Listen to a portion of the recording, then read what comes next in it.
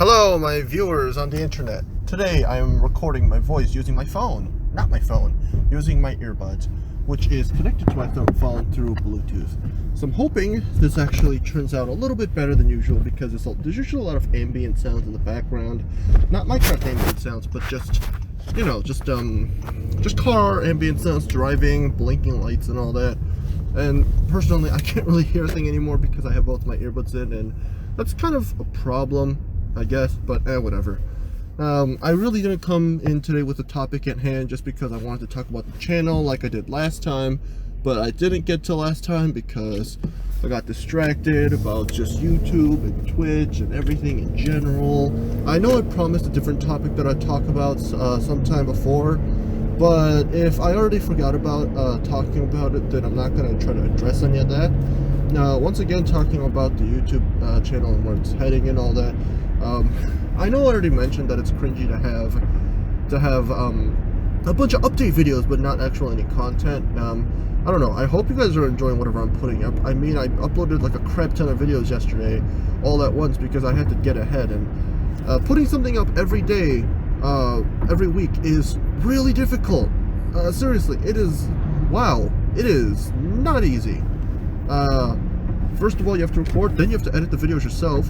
And sure, you have other people that can help you, but like, first of all, I'm not going to get an editor because that's expensive. And by expensive, I mean I don't even get enough money myself to make this sustainable. Do you think I'm going to get another person involved in this? Heck, no way. Second of all,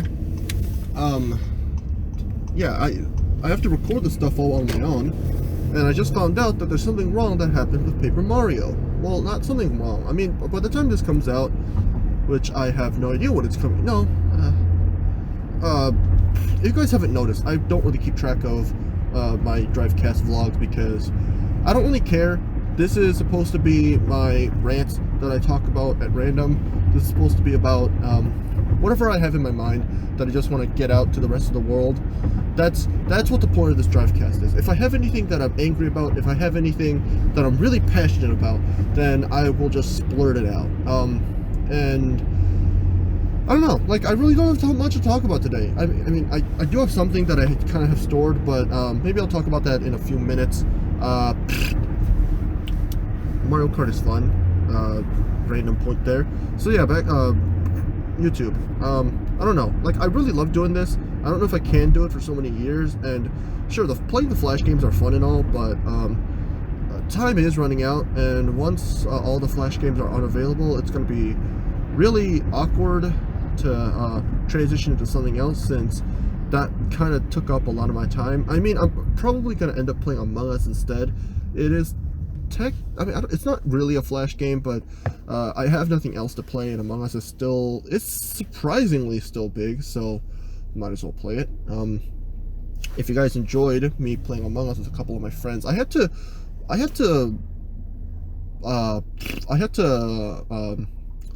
while I was editing, I had to cut out the audio in a lot of places because I realized, hey, they say my name a lot, and hey, they swear a lot.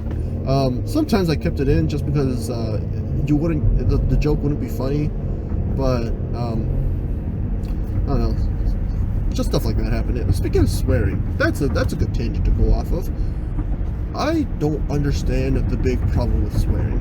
Like, I get it, having a dirty mouth is not exactly the best thing in the world, but like, no human is perfect.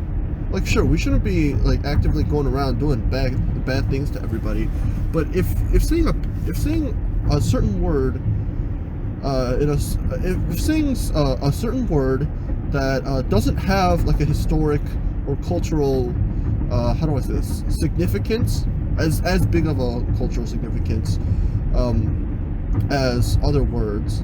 I'm trying to put this gracefully, because I just realized midway through my sentence that there are certain words that you're not supposed to say for a very good reason, but there are other words that are considered swear words, but that you're allowed to say, but apparently not allowed to say around kids. I mean, my question is, besides kids being just inherently evil, why are we not allowed to say bad words around kids? That's all I'm asking. I'm just gonna say it. Kids are just evil, man. Kids say the rudest and meanest of things, and it is not nice. That is not the most graceful way to put it. But listen, if you hear about the types of things that kids are willing to do, wow, that's a big yikes. The thing about, like, how do I say this, middle schoolers and high schoolers is that, like, they have restraint. Sure, they don't have the most developed mind, but still they show restraint and they show remorse when they do bad things. When they don't listen to someone or they betray someone, they have a little bit of guilt. Unless if you're a straight up sociopath, they do feel bad about the things that they do. It's not worth turning. So they, you know, people that kids that are slightly on the older end, they don't really act as badly. They still know how to behave, and sure, that's a little bit of society putting that thought into us and saying, hey, if you don't behave, then you're gonna get in trouble and you're not gonna be disciplined and all that. And sure, to some extent that is true. Like, we have to teach ourselves to be disciplined and all that, which is kind of dumb about the fact that, like, saying you can't say swear words in the first place, because I don't know, like, I understand that the best way to not have any temptation to do bad things, such as swearing or just beating kids up, is to just get rid of the temptation. But then if you do that, then there's really no point of, I don't know, like, if you get rid of temptations, there's just no fun to have in the first place. Like, imagine if you took that to the logical extreme. Getting hurt is bad, therefore we should never do anything. We should never eat because we can choke ourselves, which is bad. We should never drink water because we could drown ourselves, which is bad.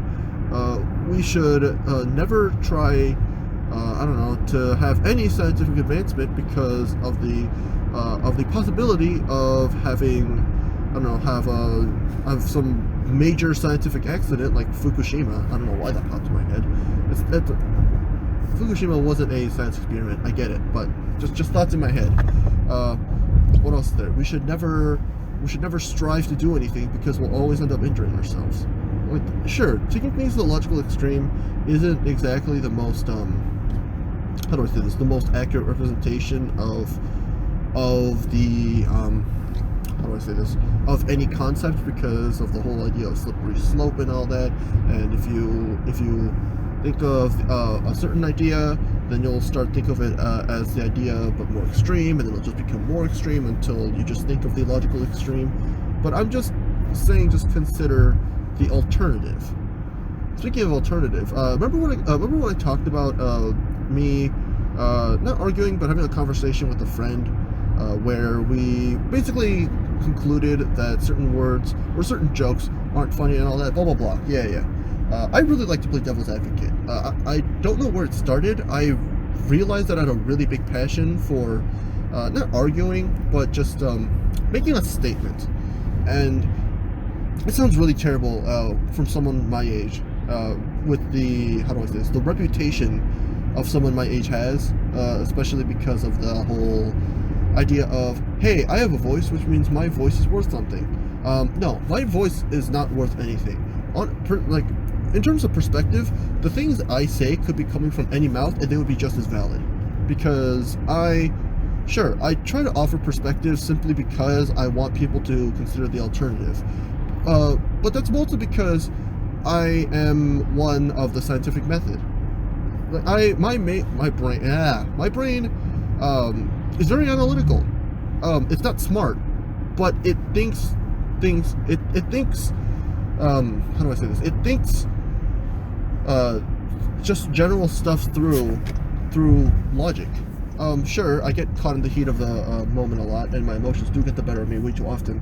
But for the most part, my brain is very analytical. So when I get into conversations about certain concepts, about controversial things, I tell everyone to consider the alternative, because in the scientific method, the thing that they don't teach you about the scientific method, like, sure, you can have a hypothesis and have an independent and dependent variable and test them against each other, but the thing that they don't teach you is that the scientific method only works if you try to if you try to devalidate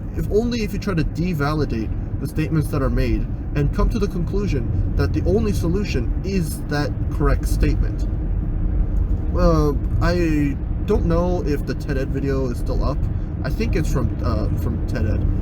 They have a brilliant video about the Black Swan, where they talk about there's no such thing as a black swan, and we know that because we go out looking for a black swan.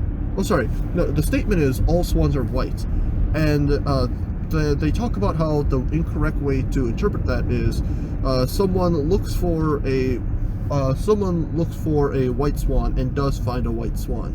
That's not how you do things, because there is still the possibility of a different swan being found, and you just happen to find a white swan through probability. If there truly was no such, oh my gosh, what are the cars doing? If there's truly no such thing as a black swan, if the statement like that there's only white swans is true, that means there should be no other swans, right? Which is thinking more critically, because if only white swans existed, then you should only ever find white swans.